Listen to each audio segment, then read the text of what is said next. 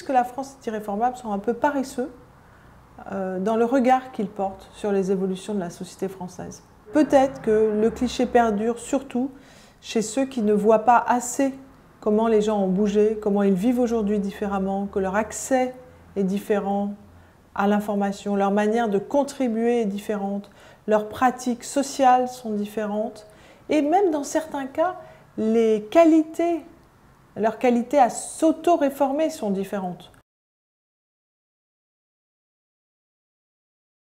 Nous sommes à un moment où la méfiance du citoyen envers les pouvoirs et les institutions qui s'érigent en pouvoir et en institutions n'a jamais été aussi forte. Donc la conviction ne vient plus de ce qu'on appelle pédamment le statut de l'émetteur. Ce n'est pas parce que je suis le chef que ce que je dis est accepté. La conviction vient d'un croisement entre une délégation, c'est vrai, je sais que vous êtes mon chef, ou bien je vous ai élu, donc il y a effectivement une délégation, et une volonté en fait de partage de données, de contexte, et un certain nombre finalement de dialogues qui me permettent d'ajouter au statut de l'émetteur la crédibilité finalement de son message. Il ne faut plus simplement passer directement du statut de l'émetteur à la communication des résultats et laisser une énorme boîte noire au milieu qui est quelles sont les données du problème, quels étaient les enjeux, où sont les experts et pourquoi j'ai choisi ça. Si vous laissez une trop grosse boîte noire, finalement, vous bâtissez de la méfiance et vous ne bâtissez pas en fait la capacité des gens à s'emparer de votre décision.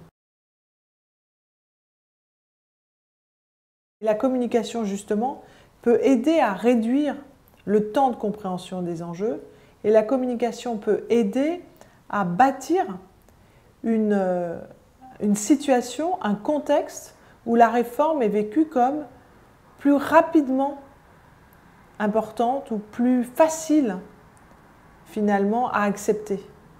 Donc la communication ne doit pas être vécue simplement comme une manière de dire ce qu'on a fait, mais une manière de mieux préparer la nécessité de faire, en partageant pas simplement des résultats, en partageant pas simplement une manière de valoriser une action, mais en partageant surtout la nécessité de l'action, par un partage de données, par un partage des expériences.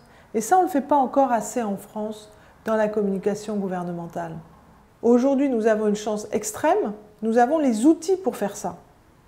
Hier, en fait, le fait de dire ça était un peu un vœu pieux, parce qu'on n'avait pas l'outil qui permettait de faire ça. Mais aujourd'hui, la manière dont les citoyens se sont emparés d'Internet, leur capacité à la fois gérer le fait d'aller chercher l'information et même le fait d'y contribuer, nous permet d'imaginer ces outils de dialogue en amont. Il faut expérimenter dans un certain nombre de régions ou dans un certain nombre de villes des politiques publiques qui intègrent le citoyen. Il faut expérimenter le rôle d'Internet dans certains suivis de santé. Il faut expérimenter. En France, on pose qu'il est important que tout le monde ait accès tout de suite à tout. Or, si tout le monde a accès tout de suite à tout, c'est qu'il faut être très très sûr de soi. Et en ça, on se prive quand même d'essais. Or, la France a une énorme énergie d'expérimentation. Elle a énormément de start-up. Elle a une très grande capacité à intégrer les usages de la technologie. Les Français ont épousé, par exemple, la logique des réseaux sociaux plus que dans beaucoup d'autres pays.